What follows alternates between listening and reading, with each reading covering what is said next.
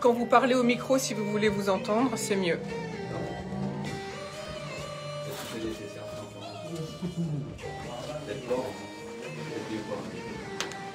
Bonne émission, hein. Merci Christophe. Donc vous surveillez la sonnette. Oui, on va faire. Merci.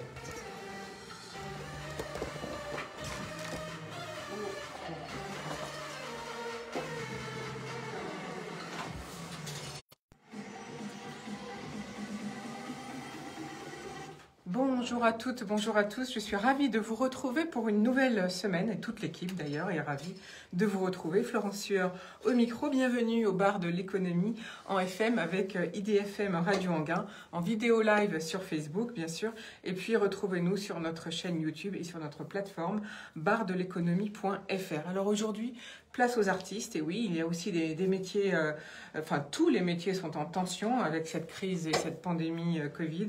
Honneur aujourd'hui aux artisans d'art, et quels artisans d'art, vous allez voir. Les métiers de l'art d'ailleurs sont en grève, dont la prestigieuse École Boulle, car le diplôme national des métiers d'art et du design voit ses heures d'atelier drastiquement diminuer pour les étudiants en dernière année. On en parlera sans doute avec nos invités du jour, et nous verrons si pour eux, cette course au diplôme est au détriment de l'expérience. Est-ce que c'est grave pour leur métier? Voilà, en tout cas, j'accueille avec grand plaisir Barbara Billou. Bonjour. Oui, bonjour. Vous êtes céramiste, vous travaillez la porcelaine et vous pratiquez le raku, je ne sais pas si je prononce bien, le raku, voilà. Cette technique d'émaillage développée dans le Japon du XVIe siècle, vous nous en parlerez et vous nous expliquerez un petit peu qu'est-ce que c'est que cette technique. À vos côtés, Benoît Marcoux, bonjour. Bonjour. Vous êtes ébéniste, installé à Saint-Denis dans le 93 depuis 1990, si j'ai bien compris.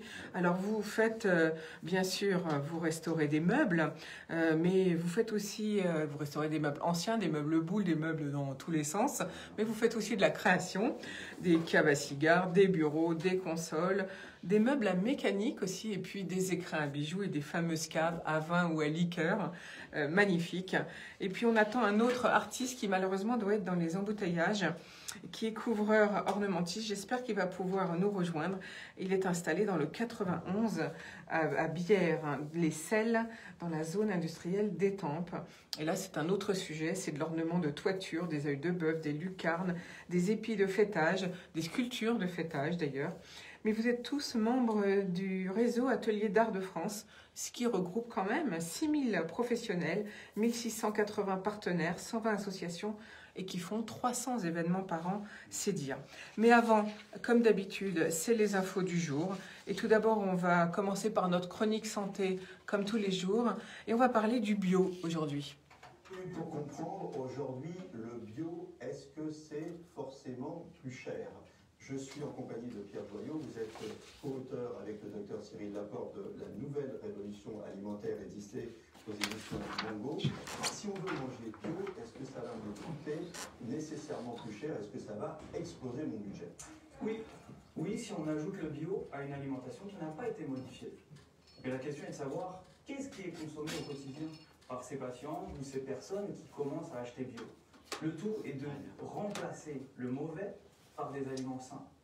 Si on regarde dans le caddie, tous les aliments ultra transformés peuvent être quasiment tous supprimés, car non indispensables à la bonne santé. En fait, ce que vous me dites, c'est que le régime bio, ça commence déjà par l'analyse de ses achats, l'analyse du ticket de caisse, et on va regarder tout ce qui est superflu, tout ce qui est mauvais pour la santé, et on va le remplacer par du bio d'une manière, et on va manger en quantité frugale.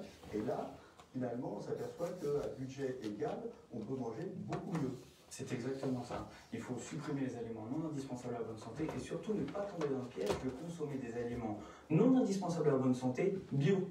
Parce que c'est quand même le cas pour des aliments ultra transformés bio, ils sont quand même non indispensables à la bonne santé. On parle de bio pour les fruits et légumes, éventuellement les produits laitiers, les œufs, la viande, le poisson.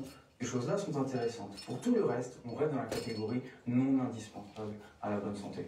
Donc en fait, bio n'est pas le mot magique, il faut ajouter bio non transformé. Bien compris ? C'est bien ça. Vigilance. Vigilance, voilà. La santé, ça passe d'abord par ce que vous mangez au quotidien. Donc faites-vous plaisir, soyez vigilants, achetez des bons produits, achetez des produits frais, achetez des produits de saison et régalez-vous. À très bientôt et d'ici là, portez-vous bien. Voilà, merci en tout cas à notre expert santé, Jean-Claude Durousseau, pour cette chronique du jour bio sur le bio. Alors les infos du jour, on continue avec tout d'abord l'info de ce matin. Les réseaux bancaires de la Société Générale et du Crédit du Nord vont fusionner, entraînant sans doute la fermeture de 600 agences. En cause, l'anticipation de l'accélération de l'évolution des comportements clients au sortir de la crise Covid, avec un recours accru aux services en ligne et des attentes encore plus fortes de réactivité et d'immédiateté dans les services. Le projet impliquera donc 600 fermetures d'agences pour créer un nouvel ensemble servant 10 millions de clients qui devrait être opérationnel au premier semestre 2023, a précisé un communiqué. Le rapprochement ne nécessitera aucun départ contraint, assure Sébastien Proto, le directeur général adjoint du groupe. Le groupe entend préserver la même empreinte territoriale tout en réduisant le nombre d'agences.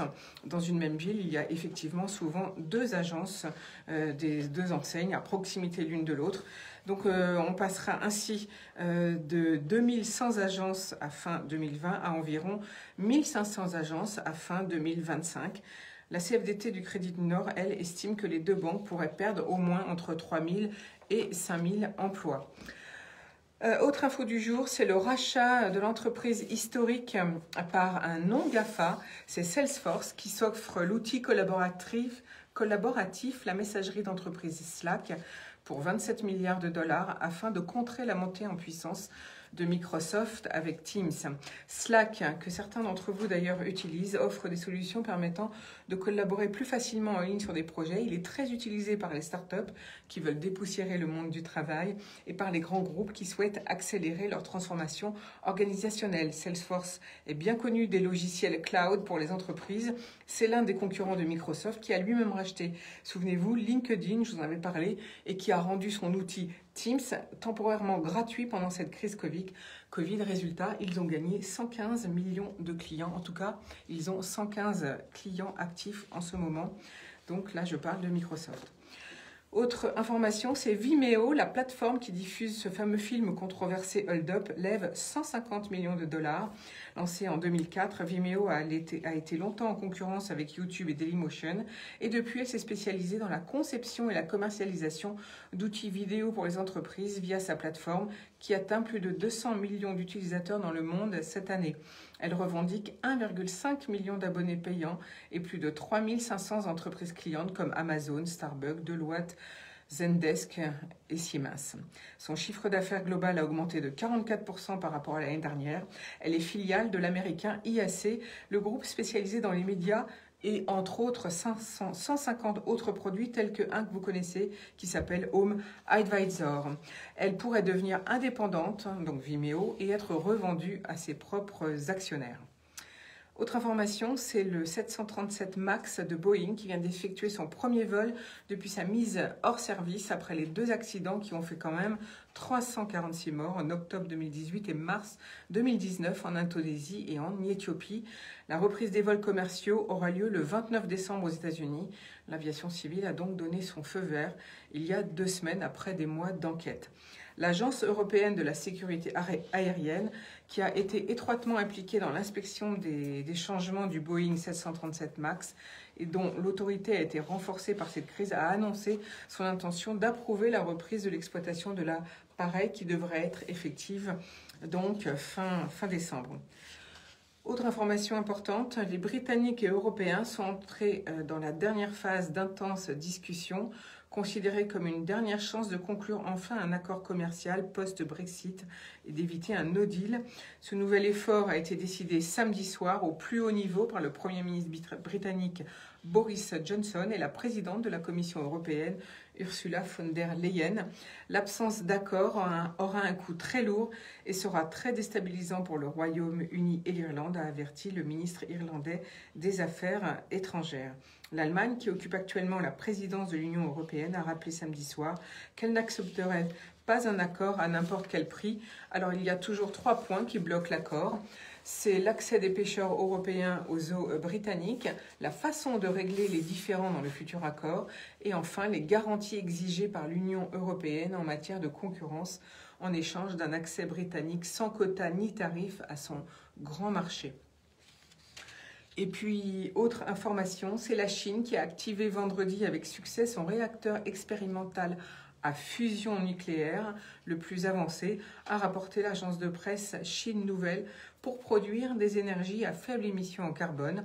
La Chine dispose d'un réacteur tokamak HL2M, le plus performant du pays, dans la province du Sichuan, c'est dans le sud-ouest. Il s'agit d'une chambre de confinement magnétique qui génère une chaleur qui peut dépasser les 150 millions de degrés dans le but de fondre des noyaux atomiques. Le tokamak est surnommé soleil artificiel en raison de sa température, soit 10 fois la chaleur produite au cœur même du soleil. Le pays, la Chine, donc premier pollueur mondial, continue pourtant à construire chaque année des nouvelles centrales électriques au charbon très polluantes, mais c'est aussi le pays qui investit le plus dans le monde dans les énergies renouvelables. Elle réalise des expérimentations sur la fusion nucléaire, considérée comme l'énergie de demain, car elle est infinie, tout comme celle du Soleil, et ne produit ni déchets ni gaz à effet de serre. Cette fusion nucléaire ne doit pas être confondue avec la fission, la division d'atomes, qui s'opère dans les centrales atomiques classiques. La France, d'ailleurs, qui avait, vous vous souvenez peut-être du projet ITER, et qui a lancé donc en juillet dernier un gigantesque réacteur à fusion, eh bien, travaille avec la Chine sur ce projet. Il vise les 150 millions de degrés, mais les premiers tests ne sont pas attendus en France avant 2025. Autre information du jour, à l'étranger cette fois, c'est les Vénézuéliens qui ont commencé à se rendre aux urnes dimanche pour élire un nouveau parlement, mais sans suspense, puisque l'opposition a appelé au boycott. Le parti du président Nicolás Maduro s'apprêtant donc à récupérer la seule institution qui manquait à son pouvoir hégémonique. Et enfin, dernière info du jour, vous avez donc entendu peut-être qu'Emmanuel Macron s'est exprimé sur le média Brut, le média 100% vidéo. Il aurait touché plus de 7 millions de jeunes sur les réseaux sociaux grâce à sa retransmission à la fois en vidéo live, sur YouTube, sur Twitter et sur Twitch, et puis des stories sur Instagram et TikTok selon donc cette chaîne Brut en vidéo. Voilà, c'était nos infos du jour. On fait une première pause musicale et on revient dans quelques secondes. Vous êtes sur IDFM Radio Anguin, la radio du bien-être.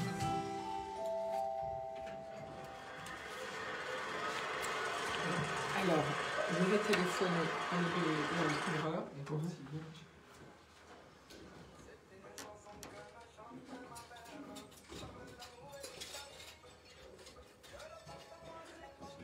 Oui, maintenant ça fonctionne pas comme ça, c'est le projet de câble.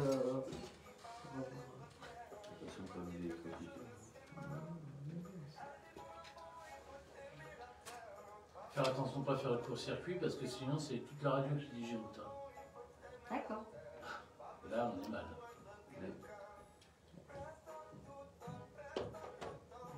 Touché, hein.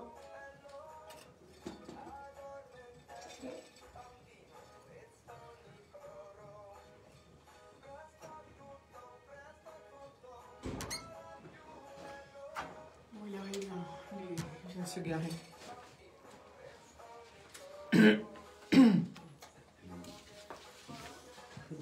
Alors, est-ce que c'est ce qu'on voit là? Je vois rien.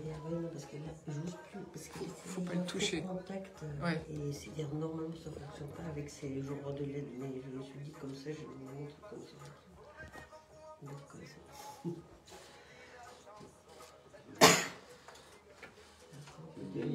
On peut devenir très grand avec ça, tu vois. On peut faire des installations, le mettre. Et donc, le temps de travail, là... Oui, c'est long. Hein. Parce que chaque pétale est fait individuellement. Bah oui, j'imagine bien. Moi, c'est magnifique, en tout cas. J'aime bien, là, tu sais, celui en forme comme un coussin, ça fait... Je sais pas ce que c'est exactement.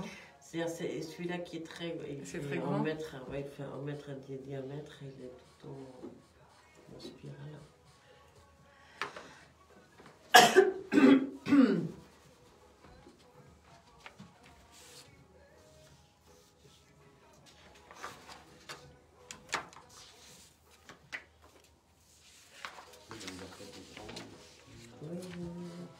Après, c'est une question de demande, j'imagine. Oui, tout à fait, parce que là, c'est un projet que moi j'ai mis en place, surtout pour les architectes, en vrai, parce qu'ils cherchent toujours des différents formats. Vous faites maison et objet aussi? Ouais. Ah ouais? Ouais. Vous aussi? Je l'ai fait une fois. Bon. Non? J'ai pas trouvé ma place. Je m'étais mis dans le. C'est Craft. C'est Craft. Craft Métillard, je crois, un truc comme ça. Ouais. On y va. J'ai un chat dans la gorge, mais ça veut pas.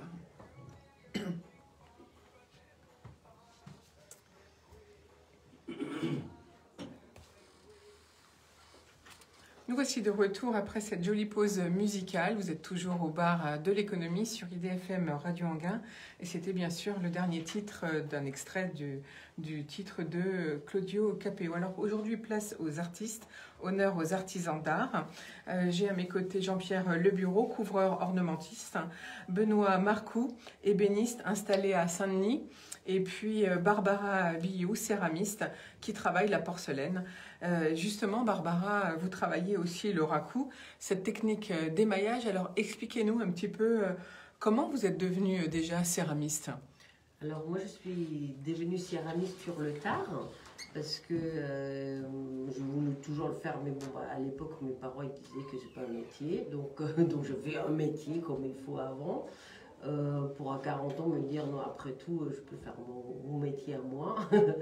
Et du coup, j'ai découvert le raku quand j'habitais en Italie. J'ai appris ces techniques là-bas. Et donc, c'est une technique qui est vraiment fascinante parce que c'est jouer avec le feu et le flamme et ça me fascine toujours autant. Donc voilà, j'avais construit mon premier four et après, ça allait très, très vite. Mais quand vous étiez à l'école, j'allais dire, vous saviez déjà que vous alliez faire un métier manuel? Je voulais le faire, c'est-à-dire moi je suis autrichienne, donc je voulais le faire, mais mes parents, comme je disais tout à l'heure, ils ne voulaient surtout pas que je fasse un métier manuel, parce que pour eux c'était pas un métier, c'était un hobby. Donc voilà, donc je suis arrivée beaucoup plus tard sur la céramique. Donc vous avez fait une autre formation Oui, au départ? Tout à fait. J'ai fait une formation en hôtellerie et tourisme, donc strictement rien à voir. Et après, j'ai fait vraiment mon métier à partir de mes 40 ans.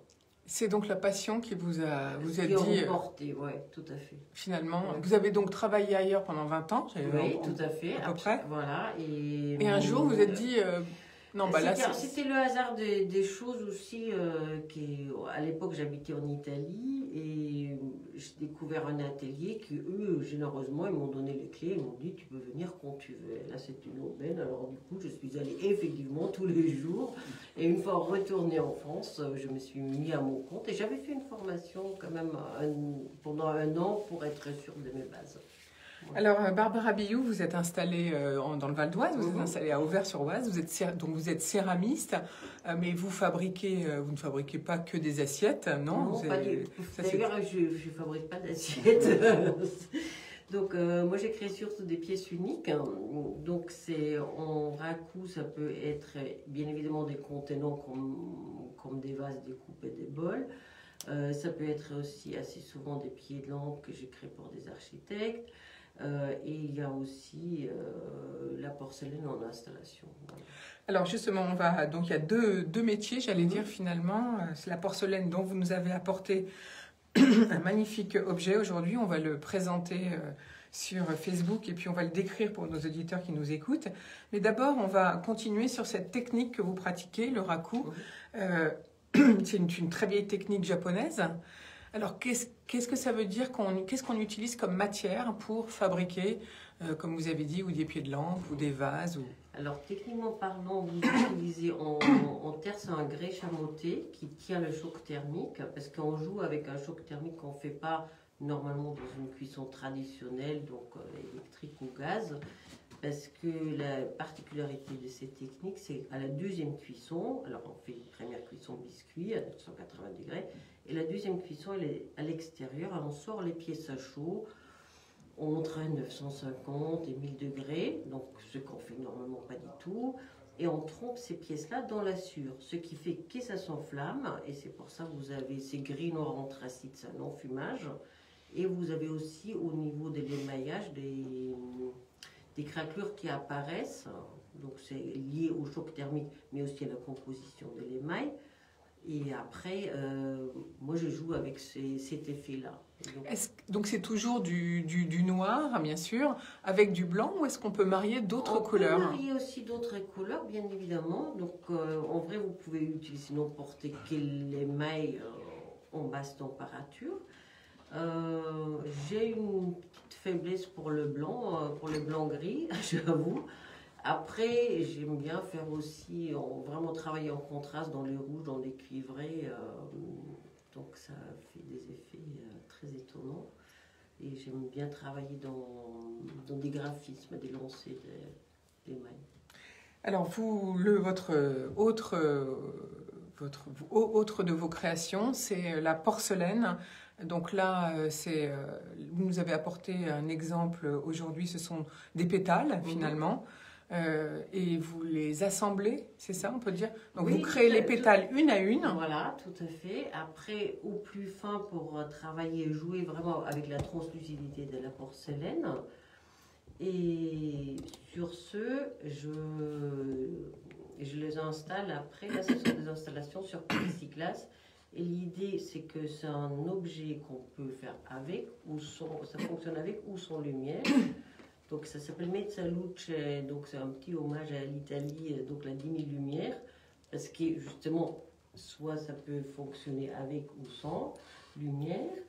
Et on peut, donc l'idée c'est avoir un petit objet, des petits éléments singuliers qui peut assembler, faire des très grosses installations, parce que là vous pouvez... On peut faire des petits objets ou alors des grandes installations. Très grandes installations si vous voulez, vous pouvez même habiller une mur comme ça, donc tout est libre. Et j'aime bien la porcelaine parce qu'elle est complètement à l'opposé du raku, parce que le raku c'est vraiment le jeu feu et flamme et c'est brut, et la porcelaine c'est vraiment tout en délicatesse, très fin, donc j'aime bien le contraste.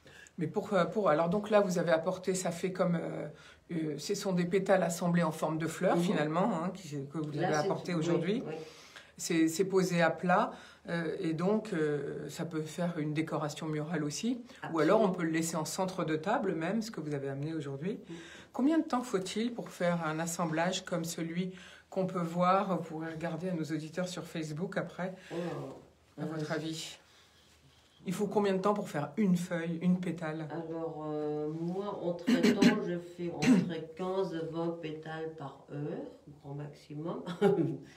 Après, voilà, après là, c'est percé, c'est collé, etc. Donc, c'est-à-dire, il faut du temps, il faut la patience. Il faut un sacré bout de temps, ouais. Et donc, après, c'est cuit au four, une fois que vous les... Tout à fait, bien sûr. Là, c'est cuit en température porcelaine, donc c'est cuit à 1260 degrés. Voilà, et après je suis en train de faire aussi des tests que sur l'installation sans lumière avec la porcelaine noire, et ça c'est très intéressant aussi. Ça, alors là j'ai pas vu la porcelaine noire, mais je viendrai voir à l'occasion. Ce que vous faites, c'est vous qui l'avez créé, c'est une idée à la base, ou bien est-ce que c'est une demande, par exemple, si vous travaillez avec des décorateurs ou des architectes? C'est-à-dire, là, c'est une idée qui m'est venue moi-même, tout seul. Après, je travaille aussi pour des architectes sur commande, en pièces soniques, et j'aime bien cette partie-là de mon travail également. Donc là, c'est la tendance de faire des objets, comment dire, uniques finalement? Oui, je pense, parce que c'est-à-dire, je pense dans les clients et les architectes, c'est bien avoir quand même dans leur maison quelque chose un objet qui leur parle. Donc, et du coup, l'idée aussi d'avoir un objet unique pour eux, c'est comme acheter un tableau, une sculpture, etc. Donc ça peut aussi, moi je pense que ça peut être aussi quelque chose de tout à fait utile, et c'est aussi valable. Alors là, ces feuilles, ces pétales en porcelaine, vous les trouez et vous mettez un fil de fer pour les fixer dans du plexiglas tout le temps, ou bien quand c'est plus grand, vous faites autrement? C'est-à-dire, il y a plusieurs possibilités. D'ailleurs, je ne trouve pas les pétales parce qu'ils sont trop fins, donc c'est une petite technique de fabrication que j'ai développée. parce que ce ne serait pas possible. Parce que là, On ne vous peut pas êtes, les percer, non, sinon on les non, casse. non, tout à fait, parce que là vous êtes à 1 millimètre de porcelaine, donc ne vous amusez pas à le percer, ça va se casser avant. Donc, voilà. Et donc après, du coup, qui les électrifie? Vous travaillez avec quelqu'un ou Je bien? travaille avec un spécialiste qui fait des lettres sur mesure. Donc l'avantage du coup, il y a une installation électrique en dessous qui fait qu'on fait sur mesure la taille que les clients veulent. Et au-dessus, l'installation avec la porcelaine, ça se pose au-dessus comme un tableau. Comme un tableau, en Ouais, fait, tout tout à simplement. Et l'électricité se met avant ou c'est attaché au... Ça se met avant. Ça se met avant, en fait. C'est deux sources complètement indépendantes. Ça peut se mettre ensemble, mais moi, personnellement, je trouve plus intéressant que ces deux éléments, parce que c'est aussi selon le client. Peut-être, finalement, il ne veut pas une lumière comme ça, hein. Il veut peut-être une autre, ou il ne veut pas du tout de lumière, parce qu'il y a des clients aussi qui préfèrent sans lumière. Et voilà, donc comme ça, c'est vraiment indépendant. Et donc, ces tableaux, lumineux ou pas d'ailleurs, à la limite, hein, Ouais. c'est vraiment magnifique, bravo. Alors, combien ça coûte de vous demander une fabrication, j'allais dire? C'est à la taille? Comment vous faites, hein? C'est-à-dire, c'est à la taille et le nombre de pétales et l'heure de travail. Donc, ça peut démarrer à partir de 800 € et ça va à 5000 et plus. Donc, Oui, après, c'est une question, taille, bien voilà. sûr, de taille, Mm. bien entendu. Alors, j'imagine qu'avec la pandémie, pour vous, tout s'est arrêté parce que vous travaillez beaucoup par exposition, vous n'avez pas pu faire de salon. Oui, tout à fait. C'était très compliqué parce qu'il y avait justement, comme vous savez, il y a plein de salons qui sont fermés. Par exemple, moi, je travaille pas mal avec des salons professionnels. Donc il y avait annulé Maison Objet qui était annulé, le Salon du patrimoine qui était annulé. Donc c'est vrai pour nous, je pense que c'est très compliqué d'avoir une visibilité et voir des nouvelles clients ou aussi les clients qui aimeraient voir quelque chose et qui ne peuvent pas. Donc c'est très compliqué. Alors du coup, comment faites-vous en ce moment? Alors en ce moment, je travaille surtout avec des clients qui me connaissent déjà. Mais des nouveaux clients, honnêtement, c'est très compliqué. Parce que je travaille à l'international. Et par exemple, là, il y avait les salons digitales, comme par exemple Maison Objet qui ont fait un salon digital. Alors vous avez des architectes à la ligne, mais qui disent après, par exemple, j'ai eu un de Londres qui m'a dit oui, mais on peut voir vos œuvres où. Là, j'ai dû le répondre, mais là, en ce moment, nulle part. Et c'est vrai, c'est compliqué parce qu'eux, ils ont aussi besoin de le voir. Parce que bien sûr. Bien sûr, on peut visuellement montrer quelque chose, mais c'est pas pareil que le voir en réalité, donc c'est compliqué. Vous faites combien de salons et d'expositions par an? Alors, de Dessous le long pro, entre 2 et 3, un salon professionnel. Et après, des salons aussi, des salons de métiers d'art, je fais aussi plusieurs, mais bon, cette année, voilà, j'ai fait Maison Objet en janvier, et c'était tout. Hein. Voilà. Est-ce que ça va vous obliger à revoir un petit peu votre manière de communiquer pour les prochains mois à venir? Oui, je suis en train de réfléchir dessus parce que j'avoue que j'étais assez réticent sur le vente en ligne, site internet. Là, je me demande si pour les petits objets, je suis en train de me lancer un petit peu dessus avec des objets en raku. Parce que justement, il n'y a pas assez de visibilité. Donc du coup, vous allez peut-être faire autrement pour l'année prochaine? C'est-à-dire, je pense qu'il va être, comment on dit ça en français, il va être un pied en plus, qui va être aussi une vente en ligne qu'avant, je ne faisais pas du tout. Alors, est-ce que donc vous êtes également, vous êtes membre donc comme je disais, de la fédération, je ne sais pas si c'est comme ça qu'on dit, les ateliers d'art. Vous êtes aussi membre, j'imagine, de la Chambre des métiers du Val d'Oise. Oui, tout à fait. Du coup, vous exposez aussi, on peut vous voir à la boutique à Enghien-les-Bains. Oui, tout à fait. Et ça, c'est une très belle initiative de la Chambre des métiers qui regroupe, pour ceux qui ne connaissent pas, donc ça regroupe des artisans d'art qui exposent autour des rôles dans la boutique à Enghien-les-Bains. tous les jours d'ailleurs, jusqu'à 19h, tous les jours actuellement. Alors, vous y allez combien de fois, vous, par mois ou par semaine? Comment faites-vous? C'est-à-dire, moi, je fais genre une permanence par semaine, donc parce que c'est-à-dire tout le monde est à tour de rôle et il y a une Oui, chaque trentaine artiste, on peut d'exposants, rencontrer, voilà. on peut vous Bien rencontrer, sûr. en fait. Bien évidemment, et c'est une très belle initiative, comme je pense aussi l'initiative le marché des Noël, le site online aussi de la ville d'Angoisse, c'est très bien. Et là, ça vous tente? Vous pensez que vous allez développer cette technique de marché online Oui, c'est-à-dire, si on vous le propose? je vais le tester. Vous allez Là, tester. Je me dis, je vais le tester, mais plus pour des petits objets, déjà pour avoir une idée. Et donc, pour vous rencontrer prochainement, comment fait-on? Alors, où faut-il venir? Est-ce qu'on peut communiquer une adresse mail? Bien évidemment. Alors, par mail, c'est barbarabiou@gmail.com. Sinon, sur mon site, c'est barbarabiou.com. Et sinon, vous voyez sur Instagram également Barbara, le tiré du 8 bio. Et là, vous voyez les différents événements et aussi la boutique en ligne. Et donc, là, on peut vous rencontrer, comme vous l'avez dit, une fois par semaine à la boutique à Anguin-les-Bains. Tout à fait. Après, on peut prendre aussi rendez-vous. On peut même, voilà. L'atelier sur rendez-vous, bien évidemment. On peut même visiter l'atelier? Oui, bien sûr. Est-ce que c'est peut-être une technique, ça, pour l'année prochaine, faire venir même les architectes, décorateurs ou les clients directement à l'atelier? Normalement, avec plaisir, c'est juste le problème des architectes sur Paris. Ils aiment bien rester sur Paris. Donc les Parisiens ne veulent pas se déplacer. C'est un petit peu compliqué, je pense. Les Parisiens sont très parisiens. Voilà. Allez, on va faire une petite pause musicale et on revient dans quelques minutes, toujours pour parler. On place aux artistes, aux honneurs, aux artisans d'art aujourd'hui.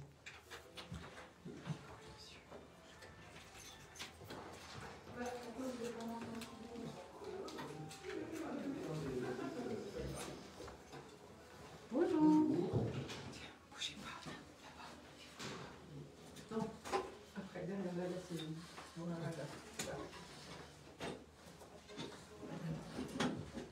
Faut parler plus proche, c'est ça? Après, faut parler proche. Ah oui, oui.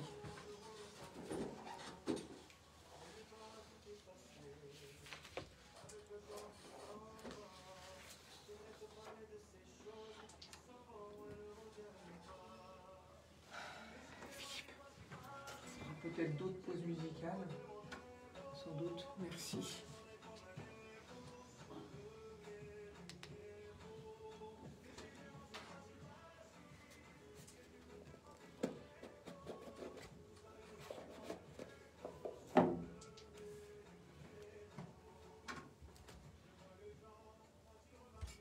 Comment il s'appelle, lui? Comment il s'appelle, lui? Kenji Girac.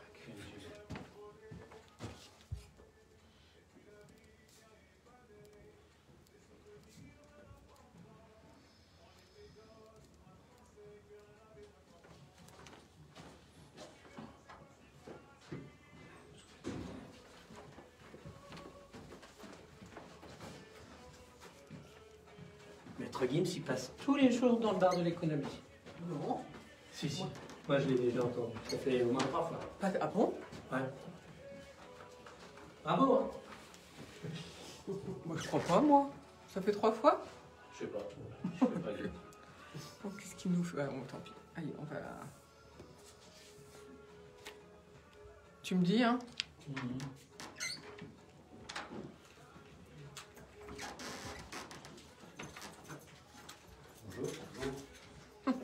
Ça va? C'était pas trop dur d'arriver ce matin? Oh là, Bah, moi je viens de d'accord. couper les saudes. Ah, c'est compliqué, hein. Oh là là, 6, là, Ça y est, c'est reparti les embouteillages? Ah oui. Oui, oui. Oui, non, mais là, oui. À fond. C'est Bon. parti à 6, c'est top. C'est pas vrai. Oh là là. Ah oui, bon temps. Ah, Vous ne pouvez pas intervertir avec le monsieur? bien sûr. Alors, j'interviens avec... Non, intervertir. Nous voici de retour au bar de l'économie.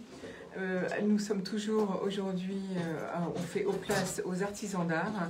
Donc nous sommes en compagnie de Barbara Biou, céramiste installée à Auvers-sur-Oise, que vous pouvez découvrir à la boutique à Anguin-les-Bains également.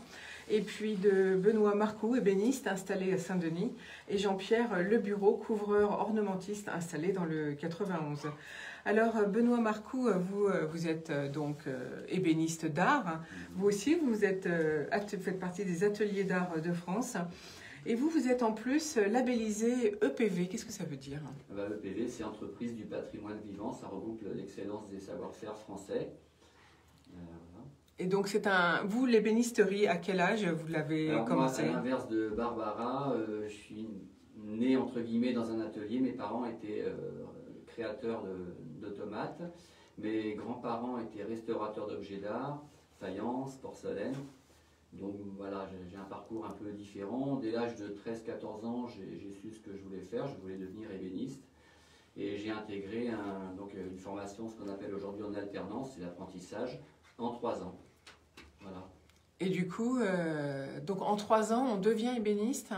Oui, enfin, on devient ébéniste, on apprend son métier. Ouais, je pense qu'il faut une dizaine d'années à peu près pour commencer à maîtriser sérieusement les outils. Son métier. Voilà, avoir une vision globale. Qu'est-ce que ça implique d'être ébéniste? On va détailler un petit peu ce que vous faites, parce que vous faites beaucoup de choses en fait. Ouais. Parce que vous travaillez plusieurs matériaux, il n'y a pas que le bois. Vous travaillez le bronze quand vous restaurez des meubles boules par exemple. Oui, alors on travaille le laiton, on peut avoir des pièces de marqueterie à redécouper. Après le bronze, en tant que bronze, on a affaire à des bronziers, des serruriers, des doreurs, des gainiers. L'ébéniste, c'est un peu le chef d'orchestre de la restauration d'un meuble. En fait, la restauration d'un meuble, ça se passe comme ça. On fait un constat d'état. Donc on va dans un premier temps chez le client, quand c'est un collectionneur ou un décorateur, ça dépend. Alors à la fois on écoute ce qu'il souhaite, parce qu'on fait de la conservation. On va écouter un peu son histoire de famille aussi. Voilà. Il y a des anecdotes, par exemple. Je me souviens d'un bureau qui avait sur le dessus du bureau une brûlure, visiblement de cigarette.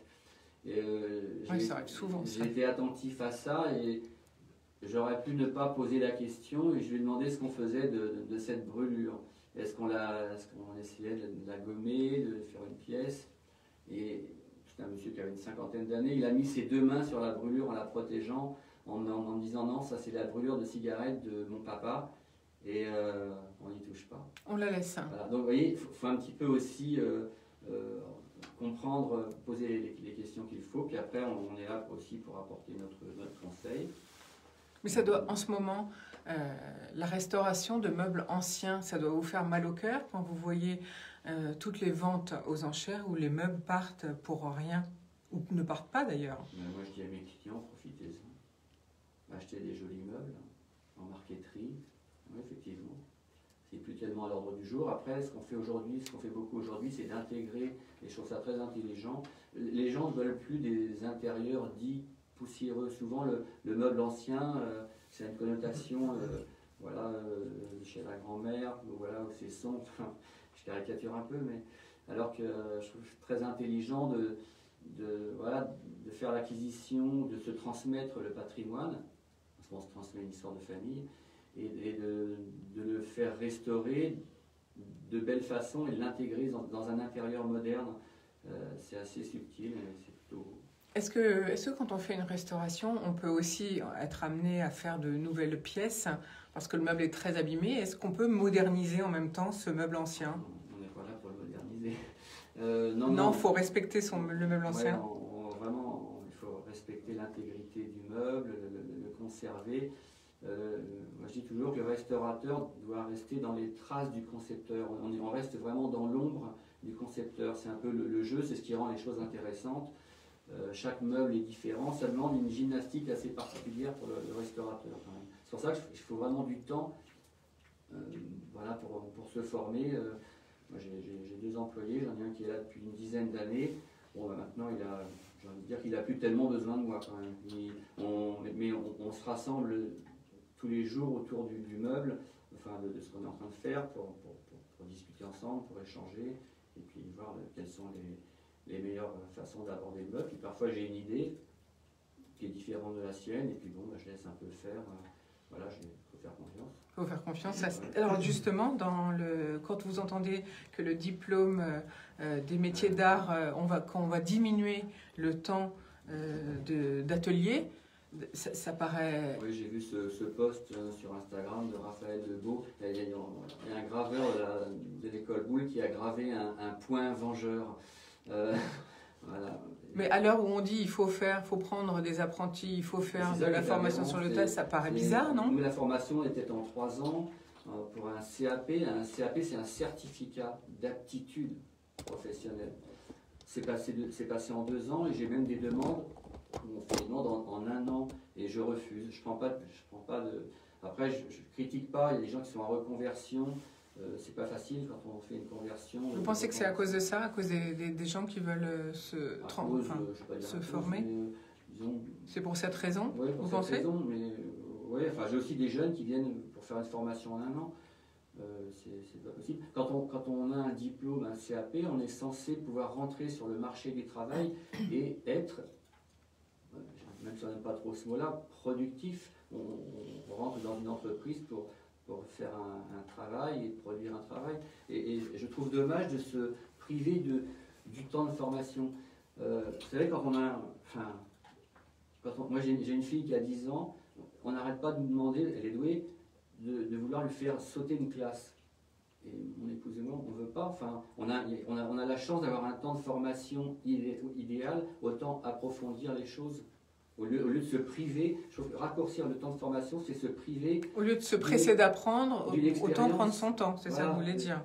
Voilà, quand on rentre dans un atelier, finalement, il faut prendre du temps. On n'a pas toujours, nous, dans l'atelier, des choses qui vont permettre à l'apprenti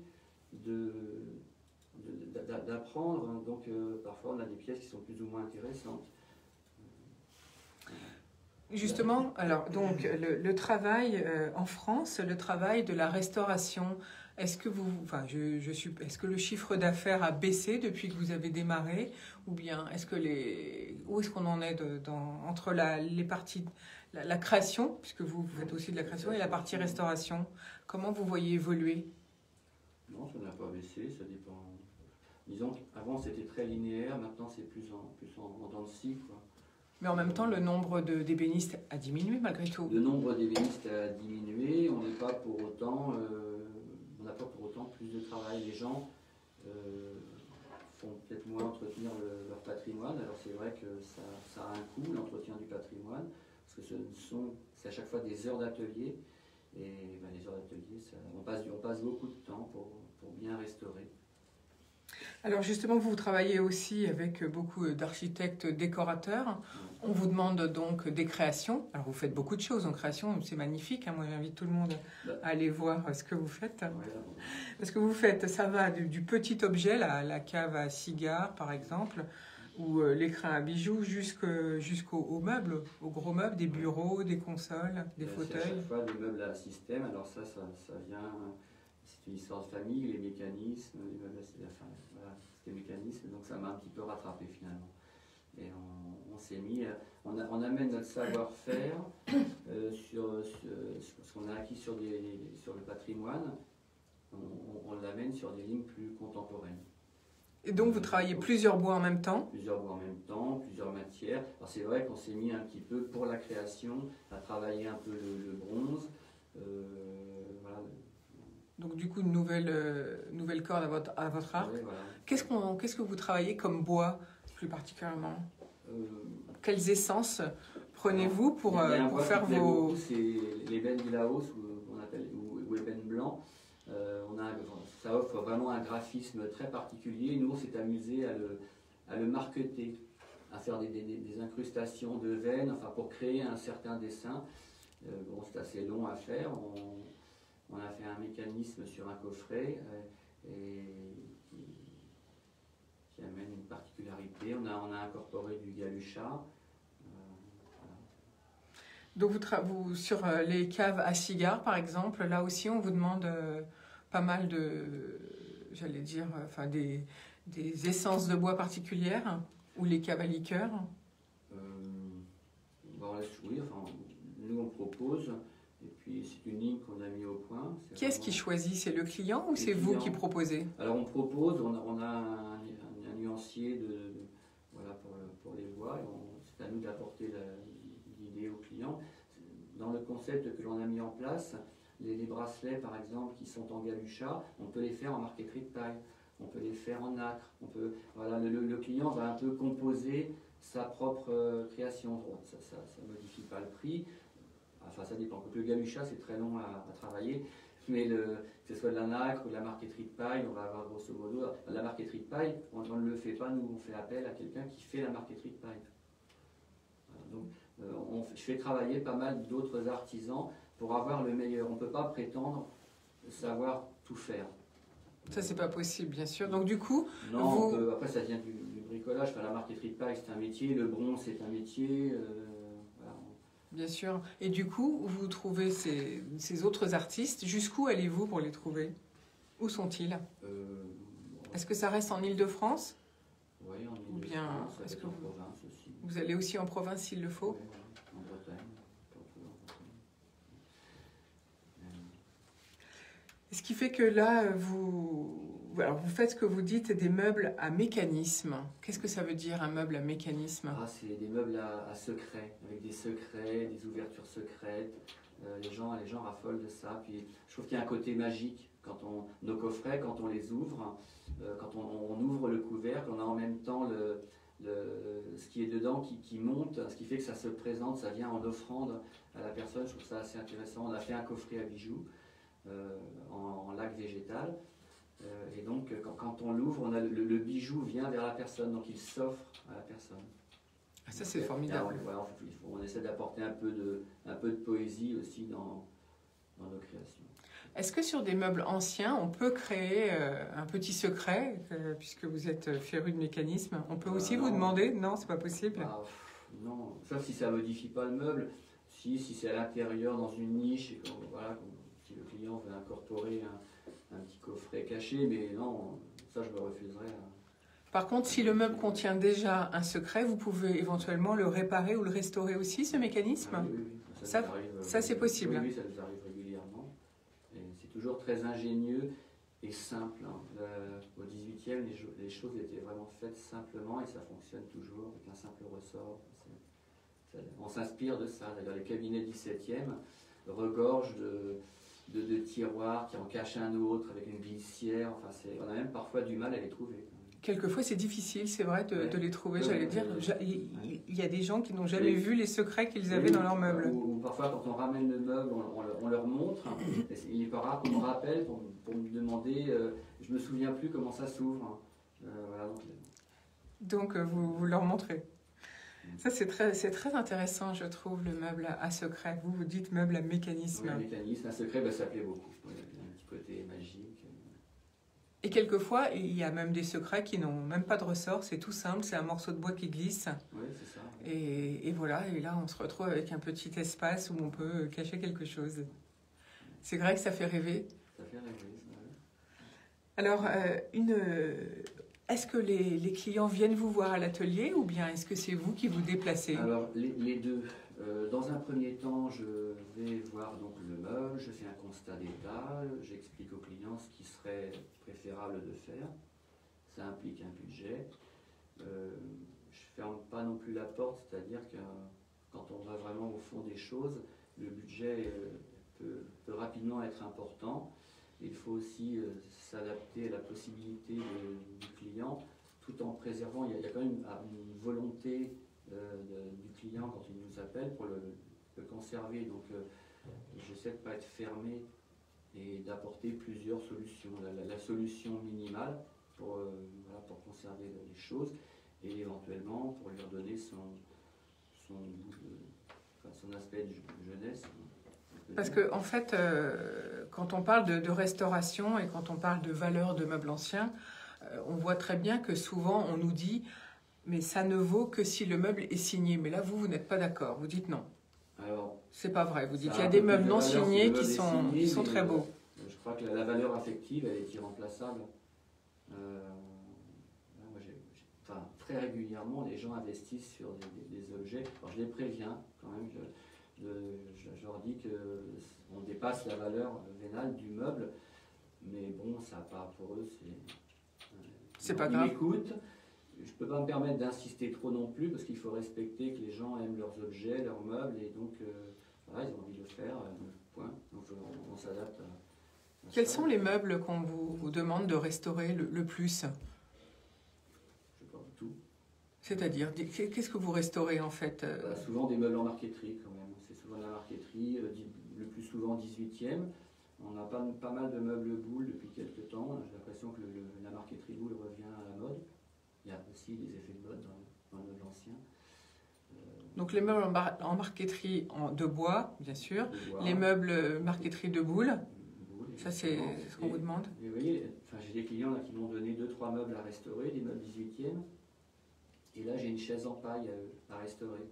Ils y tiennent. Ça va être compliqué parce qu'une chaise en paille, ça n'a pas de valeur quasiment. Elle est directoire, mais elle n'est pas.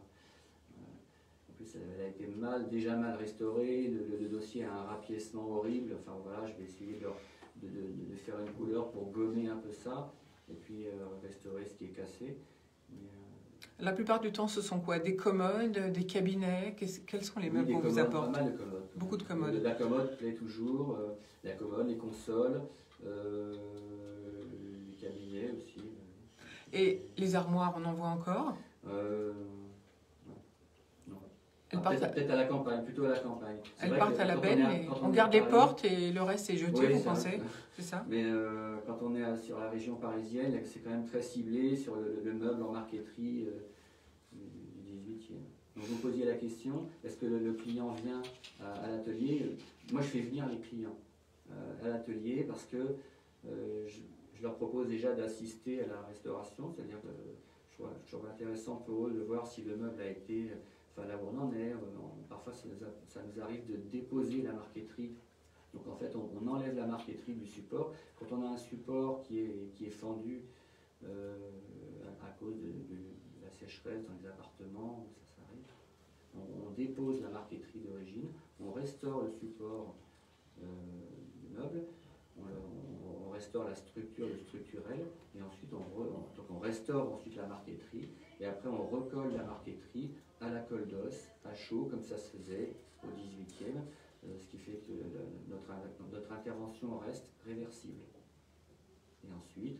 C'est-à-dire que vous reproduisez les techniques de Exactement. Toujours finalement. Voilà. On refait à l'inverse de ce qui a été fait à l'origine. On dépose la marqueterie, on restaure le structurel et ensuite voilà. Donc on dépose tout un plaquage, toute une marqueterie Voilà. et on arrive... Alors, il y a plusieurs techniques. On peut déposer si c'est simplement cloqué, si la marqueterie est cloquée, on peut réactiver les cols pour ne pas déposer la marqueterie, puisque déposer la marqueterie, il y a toujours un risque quand même pour la marqueterie, aussi infime soit-il. Parce que c'est très fin une marqueterie. C'est parfois très usé. On a l'exemple en ce moment sur un bureau de Godefroy d'Ester, estampillé d'Ester, et le plaquage est tellement fin. Alors là, c'est la main de l'homme qui l'a usé, puisque le plaquage ne s'use pas par hasard. Il a été trop poncé, et on a ce qu'on appelle la perce sur cette marqueterie. Donc là, on ne peut plus déplaquer. C'est vraiment, on a fait un essai, c'est trop dangereux pour le meuble. Donc là, on a la chance d'avoir un support qui n'est pas fendu. Et donc, on réactive les cols et pour recoller le plaquage, on met de la colle neuve quand il faut. Et on fait venir le client. Voilà, le client assiste à ça. Donc les gens sont très intéressés.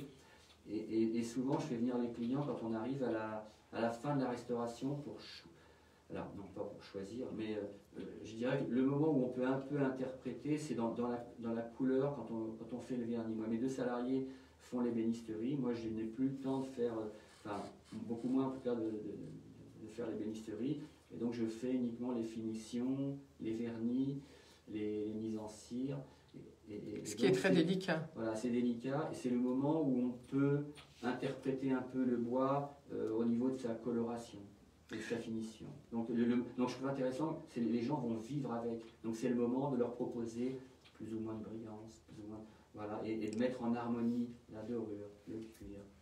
Voilà. La brillance avec le temps, de toute façon, ça s'en va au fur et à mesure. Un peu. Oui. C'est normal. Oui.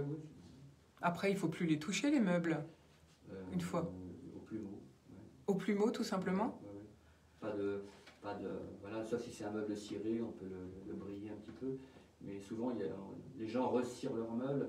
C'est trop, en fait. On empâte les... Moi, j'ai vu certains meubles où la sculpture, il y avait eu tellement de cire dessus qu'on ne voyait plus les reliefs. C'était ahurissant. Donc on enlève la cire et il faut juste... Voilà, il y a trop de cire. Donc vous avez juste enlevé la cire ce jour-là. En fait, il faudrait cirer son meuble pour ceux qui sont cirés. Combien de fois dans une vie? Ou par an? Ou tous les 2 ans, je ne sais pas. 2 ans. Tous les 2 ans. Et encore, ça dépend. Si ce n'est pas des parties en frottement, voilà, un petit coup de chiffon pour enlever la... Et sinon, faire ses meubles au plumeau, c'est le conseil du jour. Et ne ouais. pas cirer ses meubles, c'est aussi Non, le pas second de conseil. produit, Aucun produit sur les meubles en bois, non. c'est ça que vous dites. Ouais. Merci en tout cas pour ce conseil. Alors, parlons de vos créations parce qu'elles sont magnifiques. Les consoles, là aussi, quelles essences aimez-vous marier? Oh là là, ça c'est... Est-ce que vous prenez du bois exotique? Est-ce que vous prenez que des bois d'Afrique, des bois qui viennent de France? Comment vous faites? On a une console qu'on a fait dans un bois africain. Je vais vous dire, je vais chez le marchand. Bon, je parle des bois africains parce qu'il y a une panoplie de couleurs énorme, des essences, c'est énorme ça. En fait, on a un choix magnifique. On a prévu un meuble avec un certain graphisme et je suis allé chez le marchand de bois sans savoir ce que je voulais. Et je crois que quand on fait de la création, c'est ce qu'il faut. Voilà, je me suis laissé guider sur ce que je rencontrais et j'avais les mesures en tête. Et voilà, donc j'ai acheté ce plaquage. C'était un peu stressant, non? Enfin. Voilà, c'est de l'investissement déjà. Oui, ça va pas très loin. Non, ça va. Non, c'est pas. Mais surtout, je l'ai ramené à l'atelier et je me demandais comment j'allais être reçu par mes employés. Parce que ça peut me plaire à moi, mais ça doit nous plaire à nous. Et la création, c'est des créations atelier Marcu. Donc c'est vous trois ensemble qui fabriquez ces nouveaux meubles. Bon, ça fait pas toujours l'unanimité. Hein. mais bon, là, sur cette console, c'est bien tombé et on a su interpréter ça. Ça nous semble intéressant. Après, enfin, voilà, je dis toujours, le restaurateur doit rester dans les traces du concepteur. Quand on fait de la création, c'est le moment où ça va nous permettre d'exister un peu nous-mêmes en tant que créateurs. Alors là, vous dites que vous avez acheté donc une feuille dans un bois à partir d'une essence particulière. Ça fait quelle épaisseur, ce plaquage-là, cette feuille? Aujourd'hui, il fait 6/10 à peu près. Avant, ça faisait, au 18e, ça faisait quasiment 2 mm d'épaisseur. Moi, quand j'ai fait mon apprentissage, le plaquage faisait 7/10. 7, 8/10. Maintenant, il n'en fait plus que 6. Bon. Mais une fois poncé, il en reste plus que 5 ou 4. Donc c'est très fin. C'est très fin. Très fin. Il faut avoir un support parfaitement stable, parce que si le support travaille, ça se voit immédiatement. Alors qu'est-ce que vous utilisez comme bois pour le support? Pour les créations, des contreplaqués, des choses, ça dépend. Voilà, des choses le plus stables possible. Pour éviter que le meuble bouge, justement. Voilà. Et qu'on ait moins de... On utilise quand même des matériaux modernes. C'est-à-dire le CP, sur lequel on va plaquer des bois un peu extraordinaires. Alors, entre vos créations, les caves à cigares, le bureau, les consoles, les crins à bijoux, la cave à vin, qu'est-ce que vous aimez mieux faire, finalement? C'est quoi votre préférence? C'est le moment où on conçoit, où on crée, quel que soit l'objet, le meuble. Après, une fois qu'il est fait, moi je m'en fatigue un peu, j'ai envie de passer à autre chose. Le plus intéressant, c'est le projet pour vous, c'est le moment où vous réfléchissez à ce meuble. Oui, puis la création, la réalisation aussi. Mais voilà, après, on a envie de rebondir sur autre chose. Quand on a des commandes, on avait eu une commande de 20 coffrets. Bon, c'est intéressant, bien, mais bon, 20 coffrets. À la fin, moi j'étais content d'avoir le contrat, mais comme j'ai dit au gars après, j'ai dit bon, maintenant, il faut les faire. Et 20 coffrets à faire de façon identique. Et alors, c'était pour un décorateur. Bon, quand j'ai livré les 20 coffrets, je pensais qu'il allait en ouvrir une ou deux boîtes. Enfin, j'avais emballé ça dans des boîtes en carton pour les présenter correctement. Et je me suis dit, il va regarder un ou deux pour voir si ça va, si c'est conforme à la demande. Il a aligné les 20 boîtes. Et il les a regardées toutes une par une. Et bon, j'étais content, il m'a fait la réflexion suivante, il m'a dit qu'elles sont toutes pareilles. Oui, c'était l'idée aussi quand même. Donc voilà. Donc vous êtes fier en fait, Oui, quand même. oui, j'étais fier de ça, mais c'est pas si facile. Parce que le plaquage, n'est pas. Enfin, on avait pris, on avait le plaquage suffisant, mais il faut quand même que les veines correspondent. Il fallait vraiment avoir la suffisance en plaquage. Donc c'est aussi une question de choix de matériaux au départ. Matériaux, voilà, il ne faut pas se tromper dans le choix des matériaux. Puis après... Et alors, une cave à cigares, c'est très à la mode ça, les caves à cigares en ce moment. Ouais, ça fait bien. C'est combien ça vaut une cave à cigares? Alors, la gamme de nos créations varie entre 5 et 10 000 euros, donc c'est assez haut de gamme. Et là, je suis en train de faire des écrins, alors des écrins à bijoux et des écrins à cigares, donc beaucoup plus petits, où là, on va démarrer à peu près à 1 500 euros l'écrin. Voilà, donc si on a envie de s'offrir un très beau cadeau, il faut... Consommons français. Voilà, consommons français. Pour relancer l'économie. Tout à l'heure, les pétales en céramique, par exemple, je vous conseille, c'est vraiment magnifique. Et puis là, les écrins à bijoux ou un écrin à vin ou à cigare. Là, on fait des coffrets pour offrir une bouteille de collection. C'est intéressant aussi. Et là, on l'a fait en Douglas. Donc c'est un bois de nos forêts. C'est un bois d'extérieur en principe, le Douglas, un peu rouge. Celui-ci vient de l'Oise et on l'a fait sablé et on a un côté, elle est très brute, c'est très brut à l'extérieur. Ça représente vraiment une bûche et je trouve ça assez intéressant. Et quand on l'ouvre, l'intérieur est en acajou de Cuba et très raffiné et on découvre cette bouteille de collection. Combien il y a d'essence de bois en fait? Vous en connaissez combien vous? Parce qu'il y en a énormément. Très peu par rapport à tout ce qui existe. Et donc, quand vous allez chez vos fournisseurs pour vous fournir en bois, vous découvrez des essences nouvelles, j'imagine, en ce moment. Oui. Moi, ce qui compte, c'est pour la création, c'est ce que je vais rencontrer. C'est la feuille que vous allez voir. Oui, même dans une même essence. De toute façon, là, par exemple, pour cette console qu'on a appelée la console Palomina, on a présenté un ensemble un paquet de plaquages et j'ai vraiment dépilé, choisi un paquet avec mes mesures. Je savais que je n'allais pas interrompre les veines du bois. Il y avait vraiment un choix particulier et ça c'est vraiment le moment. C'est bien beau d'avoir une idée, mais il faut après la concrétiser. C'est le bois qui va faire que ça va.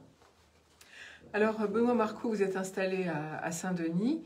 Vous pareil que Barbara Billou, plus de salon, plus rien.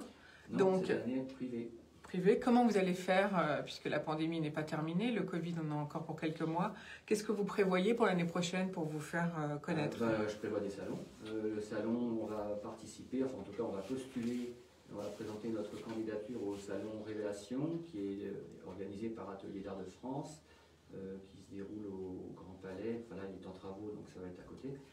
Et voilà, donc déjà ce premier salon pour faire le lien avec nos créations. Ça, ce sera à quelle période ce salon Révélation? Début juin.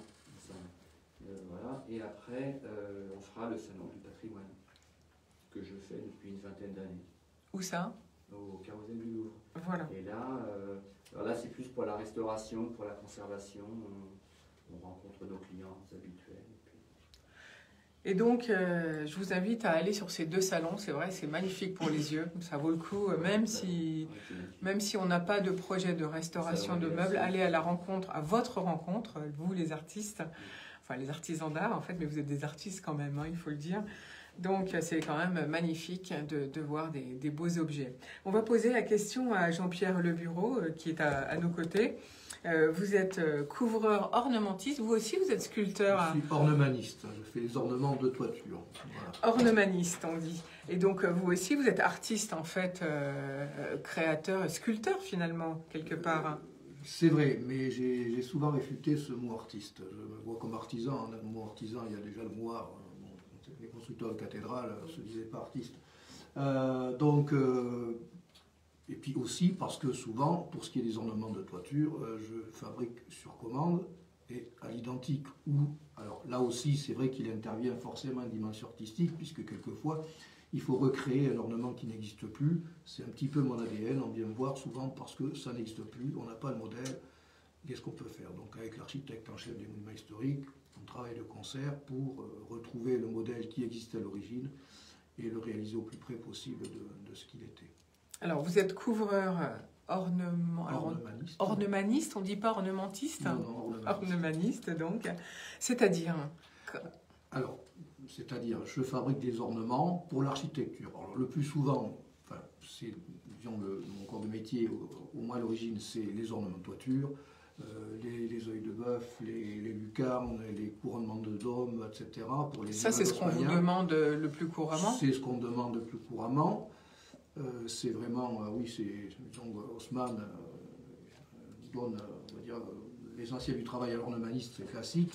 Mais depuis longtemps, on vient me voir précisément parce que je suis capable de créer, donc j'ai effectivement un peu une âme d'artiste quand même, je ne peux pas renier non plus, pour créer des choses comme par exemple le Grand Palais. Ça n'existait pas, il n'avaient pas fait l'origine, il n'y avait aucune photo, aucune trace. Donc l'architecte m'a demandé de reproduire le prendre dessin de l'époque. Donc là, il s'agit vraiment, c'est vrai, de la création. Donc qu'est-ce que vous avez fait pour le Grand Palais? J'ai fait un pendentif monumental qui fait 6 mètres de haut, qui est sous la coupole principale du Grand Palais depuis 2004, je crois. Donc en zinc, avec une armature à l'intérieur, et qui était installée par une autre entreprise. Voilà. Bien sûr. Il s'agissait vraiment de créer grandeur nature, d'après un dessin au format A4. Donc vous faites tout ça dans votre atelier, dans le 91? Oui. Et ensuite, qui l'installe? C'est pas vous? Non, c'est pas moi, parce que ça demande des moyens logistiques, de levage, etc. C'est souvent une autre entreprise qui installe. Les ornements de toiture, c'est souvent un couvreur qui l'installe. Il y a les échafaudages, etc. De toute façon, la plupart des ornements que je crée, j'en ai la commande parce que la toiture ou la charpente se refait. Donc, voilà, c'est pas quelque chose qu'on fait, c'est très rare qu'on fasse un ornement sans refaire le reste. En général, ça fait partie d'une tranche de travaux beaucoup plus globale. Comment est-ce que vous en êtes venu à... Comment vous avez choisi cette formation? Parce que tout à l'heure, quand on parlait du temps de formation par les élèves, vous hochiez la tête, vous aussi, ça vous fait rigoler le fait qu'on diminue le temps d'expérience, finalement, de tous ces jeunes apprentis? Comme il a été dit par notre ami l'ébéniste, Benoît Marcot. Il faut 10 ans pour former un compagnon déjà. Quelqu'un qui soit à peu près autonome. Il faut 10 ans. Et on apprend toute sa vie et on apprend encore. Donc, effectivement, 3 ans, c'est un minimum pour avoir les bases qui permettent de s'intégrer à une entreprise. Oui, j'ai pas très bien compris pourquoi on cherche à diminuer le temps des formations. Bon, je sais pas trop. Mais effectivement, alors moi, personnellement, j'ai appris ce métier tout à fait par hasard. C'est vrai que c'est en lien avec la couverture et c'est par le biais de métier de couvreur. J'ai commencé comme être-couvreur, parallèlement à mes études, pour gagner un peu de sous pendant l'été. Mais j'avais des aptitudes à faire des choses artistiques. Parce qu'au départ, vous vous destiniez à autre chose que le métier de couvreur, en fait. C'était histoire de vous faire de l'argent de poche. Oui, c'était ça. C'était ça. J'étais rentré chez un couvreur Zinger pour faire l'argent de poche. Je me suis intégré à l'entreprise. J'ai trouvé que c'était un métier créatif. Parce que quand j'avais 12-13 ans, enfin, dès mon plus jeune âge, j'avais une aptitude à tout ce qui était artistique. Mais évidemment, le système scolaire ne m'a pas orienté. Je me souviens même, c'est anecdotique, mais ça c'est rigolo avec le recul. On m'a dit, mais qu'est-ce que vous allez faire, décorateur? Vous allez finir par décorer, faire des étiquettes à Monoprix. Voilà à peu près comment on m'avait présenté le métier de décorateur. C'est ce que des enseignants ou des chargés d'orientation scolaire vous ont dit. C'est ça, voilà, c'est vrai, tout à fait. Donc, orienté vers des études, la chimie, tout ça, bon, c'était pas mon truc de toute façon, j'étais pas un scolaire sans être largué non plus, quoi, donc j'étais inclassable forcément. Et puis donc par hasard, pour gagner des sous, j'ai travaillé chez un couvreur, j'ai trouvé que c'était un métier créatif, les métiers du bâtiment, et là aussi il faut une solide formation, hein. C'est un long apprentissage, c'est un métier qui est physique, j'aime bien aussi faire les choses, et ça demande beaucoup de connaissances.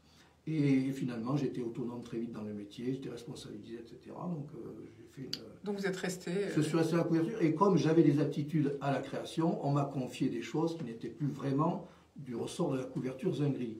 On m'a demandé, tiens, est-ce que tu pourrais faire une gargouille en cuivre ou en plomb, etc. Et j'ai fini par en faire l'ornement.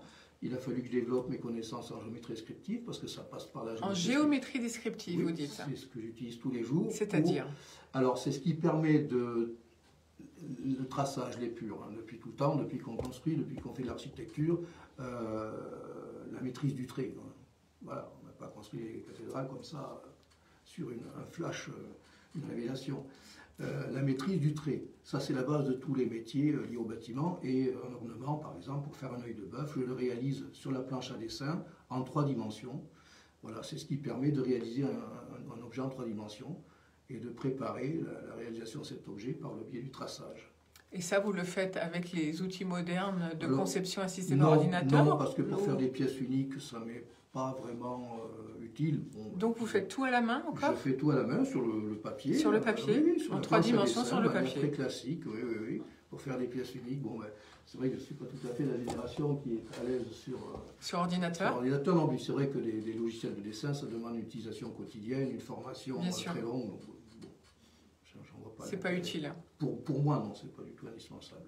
Alors du coup, entre votre métier de base couvreur et le métier d'ornemaniste, est-ce que vous faites encore ce métier de couvreur? Non, c'est fini. Non, c'est fini depuis longtemps. J'en ai fait pendant longtemps, mais enfin, c'est 2 métiers différents. Hein. J'y suis venu, comme d'autres d'ailleurs, par le métier de la couverture, le métier d'ornemaniste. Mais bon, c'est 2 métiers différents. Hein. L'ornement, il faut avoir des notions de formage de la feuille de métal, un peu comme les carrossiers. J'utilise les mêmes outils que les carrossiers qui fabriquaient les voitures. Par exemple, j'ai des outils qui m'ont été offerts par la veuve de monsieur qui travaillait chez Hispano-Suisse, qui m'avait eu sur un salon et qui m'avait dit « C'est à vous que mon mari aurait souhaité léguer ces outils », il était mort plusieurs années auparavant. Et donc voilà, c'est des choses assez marrantes. Ça c'est magnifique comme histoire. Et donc c'est le formage de la feuille de métal, les techniques de rétrainte et d'étirage qui permettent de mettre en forme des feuilles planes au départ et aussi en passant par la géométrie descriptive. Mais alors donc ça c'est réservé bien sûr pour faire des magnifiques toits en France. Est-ce que vous exportez? Vous arrivez à exporter également votre savoir-faire? Non, parce que c'est un peu compliqué quand même pour gérer un chantier à l'étranger. Et puis à l'étranger, ils ont d'excellents ornemalistes, ils appellent ça plutôt des fardentiers à l'étranger. J'en connais au Canada, j'avais fait un voyage, j'ai fait une conférence Culture. Bien sûr, oui, ça j'ai évolué aussi en faisant des expositions pour justement, je dirais, montrer aussi que nous les artisans, même si on a bien les pieds sur terre, il faut gérer une entreprise, il faut gérer le personnel, on sait aussi évoluer. C'est-à-dire que très souvent, tout ce qui est lié au patrimoine, c'est une image un peu poussiéreuse. Chez les jeunes, vous voulez dire? Chez les jeunes et chez les politiques aussi. Oui, pas chez les jeunes, ça a évolué ça. Mais chez beaucoup de décisionnaires, oui, tout ce qui est patrimoine, c'est un peu une contrainte, c'est un peu poussiéreux. Et puis chez les gens, de manière générale, le patrimoine, c'est un peu passiste, etc. Or, c'est des métiers d'avenir.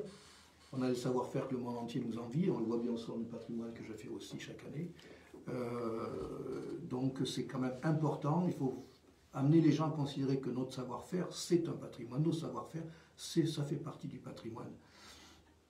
Et voilà, donc il faut être présent sur ces salons. Et donc, je voulais montrer par le biais de ces créations qu'on est capable d'utiliser nos savoir-faire traditionnels, notre matériel traditionnel, et on sait faire aussi travailler notre imagination, notre créativité, parce qu'il en faut quand même dans nos métiers. Hein.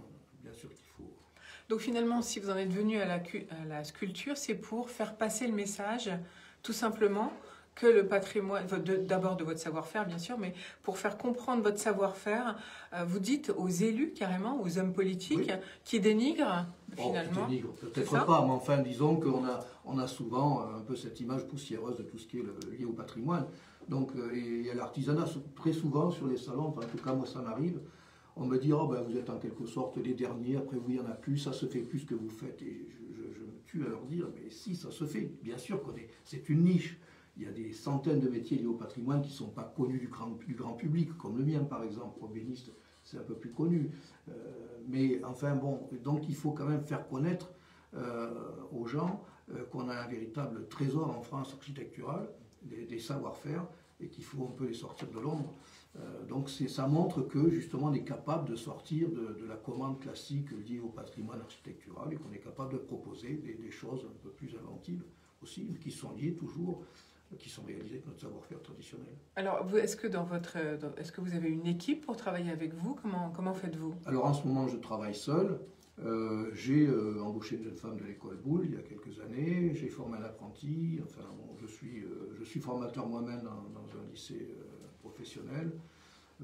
Est-ce que vous essayez de transmettre votre savoir à des jeunes? Comment il faut faire? Quelle école faut-il faire pour devenir ornemaniste finalement? Il n'y a pas d'école. C'est pour ça que je vous pose la question. Il n'y a pas d'école, on va dire. Hein. Il faut apprendre sur le tas, comme on dit, c'est-à-dire... Donc en fait, il faudrait trouver un maître de stage, quelqu'un comme vous finalement, qui fait déjà ce métier. Finalement, la seule solution pour vous, c'est de transmettre en prenant des jeunes. À partir de quel âge? L'apprenti que j'avais, il était très jeune, il avait à peine 16 ans. Il était, après, il était en alternance dans un lycée de chaudronnerie, où il apprenait la chaudronnerie, mais dans son lycée, on n'apprend pas la géométrie descriptive, on n'apprend pas le formage, le traçage. Disons que leur formation ne correspond pas au métier de l'artisanat. Et là, il y a un décalage, parce que quand même, ce sont quand même nous, les artisans, qui nous leur prenons la plupart des apprentis. Alors, ils ont des formations qui correspondent peut-être davantage au côté industriel de leur métier. Après, il y a peu d'écoles, comme l'école Boulle, mais il n'y a pas d'école. Il y a peu d'élus à l'école Boulle, parce qu'il n'y en a qu'une. Oui, tout à fait. Donc ça c'est une chose aussi qui est tout à fait étonnante, parce que je considère, et je le vois bien, hein, il y a plein de jeunes qui seraient intéressés par ces métiers. Il y a pas mal de jeunes, il y a un changement, je trouve, de mentalité vis-à-vis de ces métiers, parce que les jeunes ont envie de se réaliser, de s'épanouir dans un métier qui soit à la fois manuel, où on fait des choses concrètes. C'est vrai qu'on a beaucoup décrié tous les métiers manuels depuis au moins une dizaine d'années, peut-être un peu plus, même une quinzaine d'années. Vous trouvez qu'il y a un retour, vous aussi, Benoît Marcoux? Est-ce que vous trouvez... Énormément de demandes, de jeunes, de moins jeunes, de gens qui sont en reconversion, qui se rendent compte qu'ils n'ont pas choisi le métier qui leur plaisait et qui reviennent vers nos métiers. Et finalement, vous, Jean-Pierre Lebureau, vous êtes prêt à prendre des jeunes en apprentissage? Est-ce que c'est ça qu'il faut conseiller s'il n'y a pas de formation adéquate? Alors moi, je suis plutôt en fin de carrière. Je ne sais pas si je vais reprendre encore des jeunes, mais je pense que je vais le faire de toute façon. Mais oui, il faut absolument que les jeunes, je dis toujours, c'est des métiers d'avenir. Parce qu'on aura toujours besoin de gens comme nous. Et aujourd'hui, on peut commencer à envisager d'exporter nos savoir-faire. Alors vous faites aussi des salons, qu'est-ce que vous faites comme salon pour vous faire connaître? Je fais le salon international du patrimoine culturel au Carrousel du Louvre. Et je fais divers salons régionaux aussi, voilà, à peu près dans toute la France. Mais enfin, vous voyagez beaucoup pour vous faire connaître, en fait? Je vais pas, dans un rayon de 200 km, de 300 km autour de Paris. Voilà. Mais après, je peux faire des salons un peu plus spécialisés, beaucoup plus loin, oui, ça peut arriver. Donc du coup, là, avec cette pandémie où tous les salons sont arrêtés, comment faites-vous pour vous faire connaître? Pour cette année, c'est une année blanche hein, pour faire les salons, il n'y en aura pas eu. Moi, ça ne m'a pas trop gêné, j'avais pas mal de grosses commandes en cours. Mais c'est vrai que les salons nous apportent une nouvelle clientèle. Quelquefois, c'est 6 mois ou 1 an après un salon qu'un client prend contact. Donc, on est plus sur un salon, c'est plus de la prescription, expliquer notre métier. Moi, je ne vais pas sur un salon pour prendre des commandes. C'est très rare. Je pense que vous aussi, on est là pour se faire connaître, montrer qu'on est dans le métier, avoir une certaine visibilité. Voilà, pour être référencé. Et puis, comme vous dites, quelquefois, 6 mois plus tard ou 1 an plus tard, une commande arrive. Ouais. C'est une manière, voilà. Est-ce qu'il y a d'autres manières pour vous de vous faire connaître, du coup, le digital, par exemple? Alors, je suis présent sur les réseaux sociaux, hein, sur Facebook, sur Instagram. J'ai un site, mais il est en travaux en ce moment.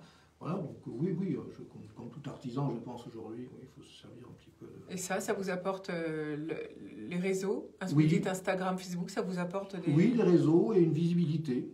On vous contacte voilà. Par ces biais-là? Ça arrive assez régulièrement, et puis voilà, ça participe à la notabilité, on va dire.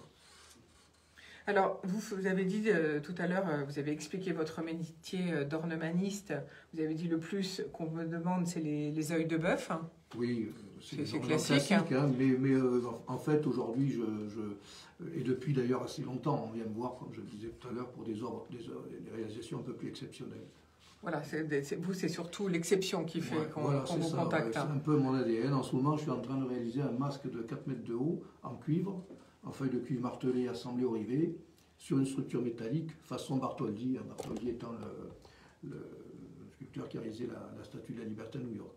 Donc pour un hôtel à Colmar, qui est la ville natale de Bartholdi, on m'a demandé de réaliser quelque chose qui rappelle un peu les techniques de l'époque. Mais vous devez être très fier d'avoir ce type de commande parce que c'est unique dans une vie en plus. Ben oui, mais il y en a eu plusieurs comme ça, comme le Grand Palais ou le Pont-au-Double, des choses comme ça. Oui, en même temps c'est dangereux. Pourquoi? Financièrement c'est dangereux parce que c'est des pièces qu'on a du mal à... On a du mal à chiffrer le coût, donc c'est assez dangereux, le coût en main d'œuvre. C'est assez inconfortable, surtout parce que quand on prend quelque chose comme ça, par définition, personne ne l'a fait avant. Et donc c'est forcément la première fois et on se dit, je me dis, mais pourquoi j'ai pris ça? Je me dis, mais il y a quelque chose qui ne va pas. Pourquoi je prends des choses comme ça?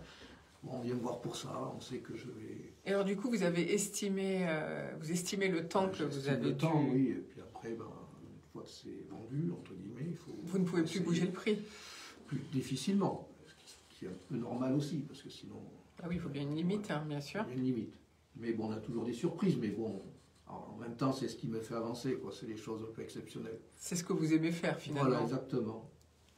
Et sinon, les épis de fêtage, ça aussi, je pense que c'est très demandé. Alors, oui, oui, alors après, il y a les épis industriels qu'on trouve chez les négoces, etc. Bon, ça, c'est pas ma tasse de thé. J'ai réalisé, par exemple, les épis pour Vaux-le-Vicomte, le château de Vaux-le-Vicomte, dans le 77. Là, c'était là qu'il fallait, justement, avec M. Dubois, l'architecte en chef des monuments historiques, on a, par nos échanges, on a essayé de déterminer ce qu'ils voulaient, c'est-à-dire réaliser les épis tels qu'ils auraient été au XVIIe siècle. Voilà. Parce qu'à certaines époques, au XIXe, on mettait du standard, on ne s'en mettait pas à chercher. Donc il fallait partir d'une page blanche. Ça, c'est intéressant. Alors, je suis obligée de vous demander, avec ce qui s'est passé, le feu qui incendie de Notre-Dame, alors qu'est-ce que vous en pensez, vous? Faut-il refaire à l'identique ou bien... Moi, je suis partisan de refaire à l'identique, évidemment. Forcément, pas seulement pour une quelconque question de tradition ou je ne sais quoi. C'est aussi pour moi, je pense, le chantier de Notre-Dame, ce serait l'occasion de faire une vitrine justement pour les métiers traditionnels. Et le bois, c'est pas du tout irrationnel. Hein. On a tout entendu qu'il n'y avait plus assez de chaînes, etc., qu'il fallait des chaînes de 300 ans. Enfin, donc on a dit beaucoup de choses et n'importe quoi. C'est faux, vous dites? On est bien souvent interviewé. J'ai dit non, il faut demander à un charpentier, vous verrez. C'est des chaînes qui ont 50 ans, qu'on trouve à moins de 100 km de Paris et qui sont tout à fait faciles à mettre en œuvre. Mais ça, c'est déjà, je crois qu'il y a déjà des charpentiers, une équipe de charpentiers qui, par démonstration, fabrique une ferme, c'est-à-dire un ensemble de charpentes identiques à ceux qui étaient sur Notre-Dame. Donc, je suis partisan d'une réflexion à l'identique, parce que pour moi, c'est plus rationnel. Ça serait l'occasion, justement, de faire une vitrine de nos savoir-faire, avec, pourquoi une mise en scène, faire une sorte de tourisme autour de ces savoir-faire. Et donc, du coup, vous allez concourir à travailler dessus ou on va vous pas demander forcément, peut-être il n'y a pas forcément des ornements tels que ceux que je fabrique. Et je crois qu'il y a des ornements en plomb. Alors après, je ne sais pas ce qu'il en sera. Mais vous travaillez le plomb dans votre métier, le zinc, le plomb. Oui, aussi, le zinc, le plomb, le cuivre. Ouais. Ce sont les métaux non ferreux qui sont utilisés en couverture. Et alors, du coup, vous avez parlé de cette magnifique rénovation, enfin que vous faites, ce masque-là pour Colmar. Combien de temps de travail va vous demander ça m'aura demandé ornement. Au total, bon là j'en ai fait une bonne partie, mais ça m'aura demandé 6-7 mois de travail, quoi. Ah, quand même, consacré à une seule œuvre. Ouais. Donc à 100% de votre temps dédié dessus. Oui, à 100%. Bon, après, il y a une autre chose parallèlement à réaliser aussi, mais... Merci en tout cas Jean-Pierre Lebureau d'être venu nous parler de votre savoir-faire. Je rappelle que vous êtes ornemaniste, installé dans le 91 à Brière-les-Celles. Brière-les-Celles, oui. Brière-les-Celles, on dit dans la zone industrielle d'Étampes. Alors si on veut vous contacter, comment fait-on? On va sur mon site, sur la page Facebook. Je suis en fait, je suis assez connu. Je suis en meilleur ouvrier de France. Déjà, ça me fait assez connaître. Et label EPV aussi, entreprise du patrimoine vivant. Comme Benoît Marcoux. Voilà. Et donc, c'est important d'être labellisé et d'être... C'est important, oui, de faire reconnaître les savoir-faire d'exception. Oui. Votre travail, quel a été votre travail de meilleur ouvrier de France? C'était un œil de bœuf que j'ai réalisé en loge, c'est-à-dire en public, devant jury. On avait 90 heures pour réaliser, c'était un sujet imposé. Donc ça, c'est une très belle expérience et très dur aussi quand même.